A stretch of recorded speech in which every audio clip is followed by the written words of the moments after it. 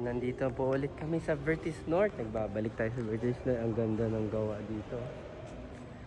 Time check ay 7 o'clock pa lang. Yan, para alam nyo na maaga talaga ako nagsisimula. Diba? Minsan, ganun talaga para makaiwas sa traffic eh. After nito may iba pa akong bazaar.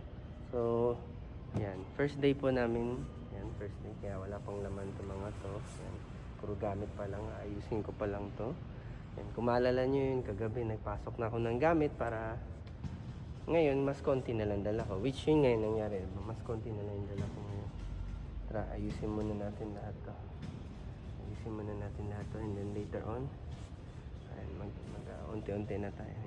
Nagtitipid din tayo sa oras. Kasi may iba pa akong pupuntahan. Kung ito lang yung lugar na gagawin ko, then probably hindi na ako. I have a lot more time. Pero, ayan. Tapusin ko na to and then I'll go to the next area again. Okay? Yan na bazaar. Nandito tayo sa Vertis North.